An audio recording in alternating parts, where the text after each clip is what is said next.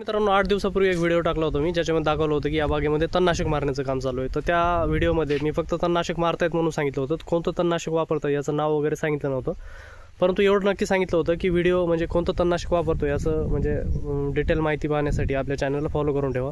त्या अनुषंगाने आज मी हा व्हिडिओ बनवत आहे. तर त्या व्हिडिओमध्ये नाव न सांगण्याचं कारण म्हणजे बघा, आपण तणनाशक वापरत होतो आणि त्याचा रिझल्ट तोपर्यंत आलेला नव्हता. तणनाशक मारण्याचं काम चालू होतं आणि त्याच वेळेस जर मी सांगितलं असतं की तुम्ही हे तणनाशक वापरू शकता किंवा दुसरं तणनाशक वापरू शकता, त्याचा रिझल्ट येईल नाही येईल हे आपल्याला माहीत नव्हतं. आणि जर रिझल्ट जर नाही आला तर शेतकऱ्यांचे पैसे तिथं वेस्ट गेले असते. त्याच्यामुळे आपल्याला जर रिझल्ट आला नाही तर नाव सांगण्याचा अर्थ नाही. परंतु आज इथं औषध मारून जवळजवळ 10 ते 12 दिवस झालेले आहेत आणि पूर्ण बागेमध्ये हरळी होती आणि पूर्णची पूर्ण तुम्ही समोर बघता की पूर्ण जी हरळी ती पूर्णपणे जळून गेलेली, पूर्णपणे एकदम सुकून गेलेली आणि बाग आंब्याला कोणताही तिथं परिणाम झालेला नाही. झाडं एकदम हिरवा कलर त्याचा दिसतोय.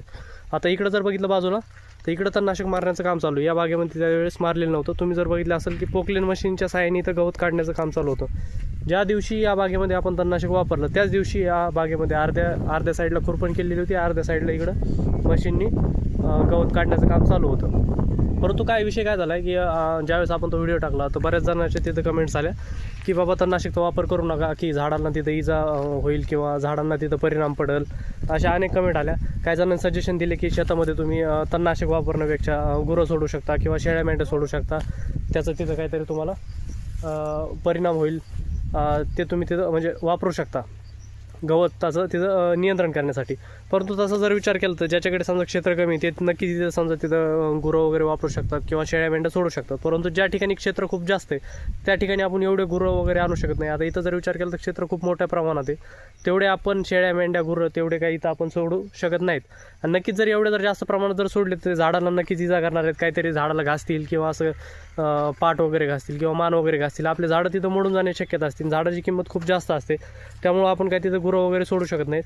काही जणांनी आपल्याला सजेशन दिले होते की बाबा ट्रॅक्टरने वगैरे करा, तर ट्रॅक्टरने आपण नक्कीच करू शकतो. पलीकडे जर बघितलं तर तिकडं ट्रॅक्टर चालू आहे, परंतु जो ट्रॅक्टरने आपण कोणतं करू शकतो, हा जो मधला भाग दिसतोय, मधला पट्टा दिसतोय, ह्याच्यामध्ये आपण ट्रॅक्टर चालवू शकतो. आता इकडं जर बघितलं तर बेडवरती आपण ट्रॅक्टर चालवू शकत नाही, कारण बेडवरती झाड आहेत आणि अल्ट्रा हाय डेन्सिटीमध्ये लागवड असल्यामुळं आपल्याला वरती ट्रॅक्टर चालवता येणार नाही. मधला जो भाग आहे त्याच्यामध्ये ट्रॅक्टर नक्की चालवलेले.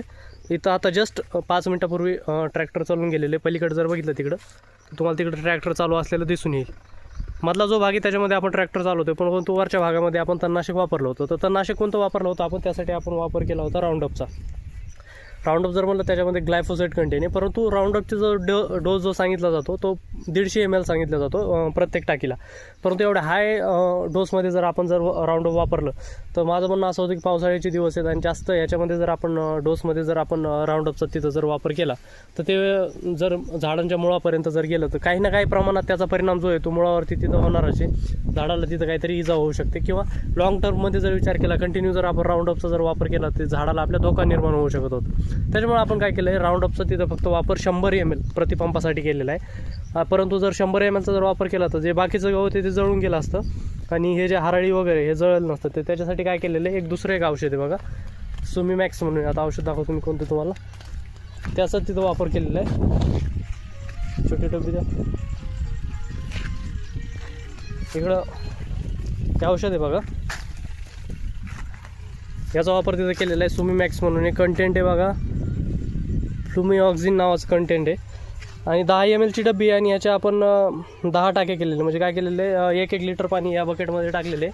हा डब्बा आहे, 10 डब्बे टाकलेले आहेत आणि त्याच्यामध्ये ही एक बॉटल टाकून दिलेली.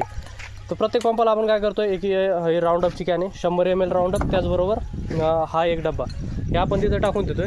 आता ज्या दिवशी इकडं हे मारलं आहे, तणनाशक मारलं आहे, त्याच दिवशी इकडं खुरपण चालू होती.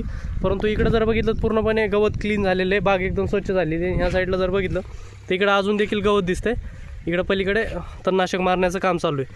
तिकडं काय केलेलं होतं, खुरपण केलेली होती. परंतु विषय असा आहे की खुरपण केली, परंतु हरळी असल्यामुळे काय झालं, एक 8 ते 10 दिवसामध्ये हरळी परत जशीची तशी तिथं आलेली आहे. त्याच्यामुळं जो खर्च आहे तो तिथं म्हणजे वेस्ट गेला आपण असं म्हणू शकतो.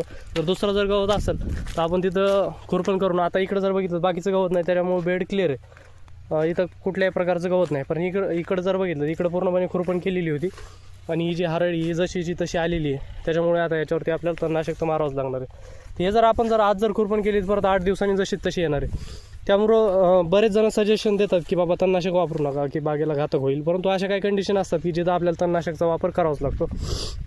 आता इथं तणनाशक जर वापरलं नाही तर इथं काय पर्याय करू शकतो आपण, दुसरा काय पर्याय नाही. एक पर्याय आहे तो म्हणजे वीडमॅटचा वापर, म्हणजे जे हार्ड मल्चिंग असतं त्याचा वापर आपण इथं करू शकतो. परंतु सध्या वीडमॅट इथं अवेलेबल नसल्यामुळं, वीडमॅट तर आपण भविष्यात नक्कीच वापरू, परंतु सध्या अवेलेबल नसल्यामुळं सध्या आपल्याला तणनाशकचाच वापर करणं आहे की एक वेळेस आपण याला तणनाशक मारून घेतलं तर बरेच दिवस आता ही हरळी काय परत येणार नाही. त्यासाठी आता बऱ्याच जणांनी सांगितलं होतं आपल्याला असं करा तसं करा, किंवा दुसरे काय तणनाशक आहेत. काही जण म्हणत होते मिरा 71 मारा, तर मिरा 71चा देखील आपण वापर केलेला आहे, वेगळ्या प्लॉटमध्ये केलेला आहे. तर त्याचा काय परिणाम झाला आणि राऊंडअपचा काय परिणाम झाला या दोघांचं कंपॅरिझन करणारा व्हिडिओ देखील मी देणारच आहे की मिरा 71 बेटर राहील का राऊंडअप बेटर राहील आपल्याला. परंतु आता क्लिअर सांगून देतो की इकडं समजा बाजूला बघू शकता की ट्रॅक्टर चालू आहे. ट्रॅक्टरच्या माध्यमातून जो मधला भाग आहे तो तिथं काढण्याचं काम चालू आहे. आणि हा जो पट्टा आहे इकडं आपण तणनाशक मारलेलं नसल्यामुळं आज ह्याच्यामध्ये तणनाशक मारण्याचं काम चालू आहे. आता पलीकडे बघू शकता तिकडे तणनाशक मारतात आणि ते कसं मारतायत, हा जो मधला भाग आहे इकडं मारत नाही, ते हा क्लीन भाग आहे जिथं फक्त हरळी आलेली दिसते त्याच्यावरती तणनाशक मारतायत की ही हरळी जळून गेली पाहिजे.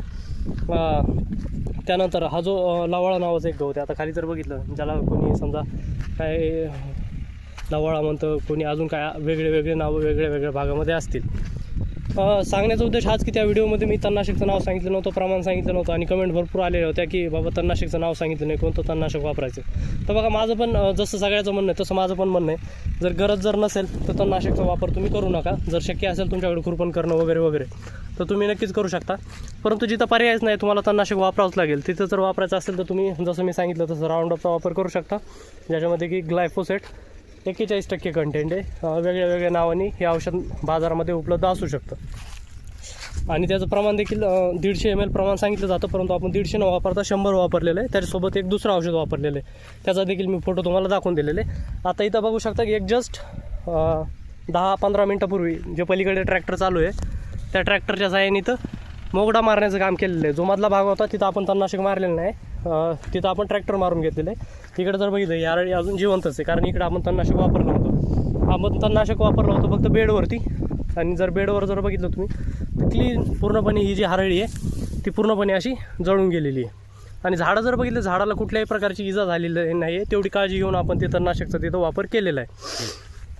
अजून एक काळजी कोणती घ्यायची की आपल्याला जे नोझल आहेत त्याला समोरून कॅप लावायच्यात, म्हणजे ज्या टोप्या त्या ज्या पंपला तुम्ही बघितले असतील, मी ज्यावेळेस ट्रॅक्टरच्या जवळ गेलो होतो तुम्हाला दाखवलं होतं त्यावेळेस त्या कॅप बघितल्या असतील, तशा कॅप तुम्हाला वापरणं गरजेचं आहे, ज्याच्यामुळे की तणनाशक आपल्याला झाडावर उडून नाही द्यायचं आहे. की जे जुने पान आहेत त्याच्यावरती जर गेलं तर जास्त काय फरक पडणार नाही, परंतु जी झाडांना नवीन फुटवा आलेला आहे अशा प्रकारे त्याच्यावरती जर तणनाशक जर गेलं तर 100% पानं जळण्याची शक्यता आहे. त्याच्यामुळं तणनाशक मारताना काळजी अशी घ्या की झाडावरती जाणार नाही, एकदम खाली तुम्ही पंपाचं नोझल पकडा आणि अशा प्रकारे तिथं तुम्ही तणनाशकचा वापर करू शकता. आता तुमचे जर काही प्रश्न असतील, नक्कीच अनेक प्रश्न येतात शेतकरी मित्राच्या मनामध्ये, तर तुम्हाला जर काही प्रश्न असतील तर कमेंटमध्ये नक्की विचारा. जर शक्य झालं तर मी उत्तर देईल, किंवा कमेंटमध्ये समजा इतर काही शेतकरी मित्र आहेत ते तुम्हाला त्याचं उत्तर नक्कीच देतील. आणि बरेच जण म्हणतात की तणनाशक वापरू नका, तर त्याच्यासाठी वेगळे पर्याय मागच्या व्हिडिओमध्ये तर लोकांनी सांगितले होते, परंतु तुमच्याकडे जर अजून काही वेगळा पर्याय असेल की तणनाशक न वापरता आपण काय करू शकतो, की अशा प्रकारे जर जास्त गवत असेल आणि खुरपण वगैरे करणे जर शक्य नसेल तर तिथं आपण काय करू शकतो, अशी जर काही आयडिया असेल तर तुम्ही नक्कीच सांगा. आणि अशाच वेगळ्या शेतीविषयी वेगवेगळ्या माहितीसाठी किंवा आंब्याविषयी वेगळ्या माहितीसाठी आपल्या चॅनलला नक्की फॉलो करून ठेवा. की जर काही प्रॉब्लेम असेल तर तुम्ही कमेंटमध्ये जर विचारला तर मी त्याचं उत्तर देण्याचा नक्कीच प्रयत्न करील. त्याचबरोबर आंब्याच्या फवारण्या वगैरे असतील अशा इतर माहितीसाठी देखील आपल्या यूट्यूब चॅनल असेल किंवा फेसबुक पेज असेल याला फॉलो नक्की करून ठेवा. वेळोवेळी जी महत्त्वाची माहिती ती मी तुमच्यापर्यंत पोहोचवण्याचा नक्कीच प्रयत्न करीत राहील.